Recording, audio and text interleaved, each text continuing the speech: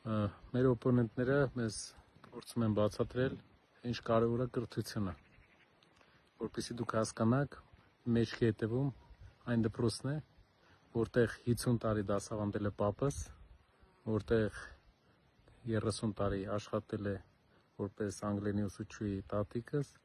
եւ մայրս է դասավանդել, եւ մեր ընտանիքի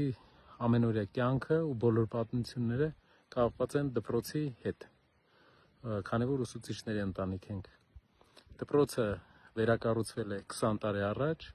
եւ կարծում եմ կարիք չկա մեզ բացատրելու, թե ինչքան կարևոր է կրթությունը եւ ինչքան կարևոր է դպրոցաշինությունը։ Ինչ ենք մենք ուզում պատմել եւ հասկացնել, որ չնայած բոլոր այս ներդրումներին, որ մենք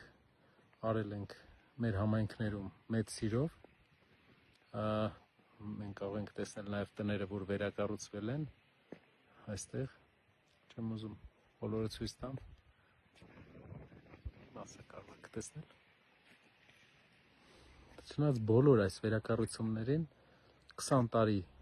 ընթացքում մեր գյուղից մարդիկ հեռանում են։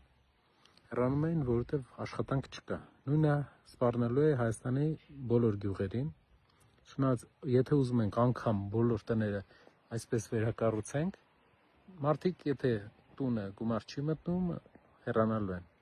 Եվ դրա պատճառը մենակ աշխատատեղերն են, որի վրա պետք է աշխատել առաջի օրվանից, ու ասեմ շատ արագ արդյունքներ կլինի, շատ արագ։ Ես տեսնում եմ, որ մի քանի տարվա ընթացքում, 1, 2, 3 տարվա ընթացքում համայնքներ, շրջաններ ավելի այն ճնշումը գործազրկության քիչն է այդ համայնքների վրայից, չեմ ասում բոլոր, բայց շատ համայնքներ, որոնք ունեն այդ պոտենցիալը,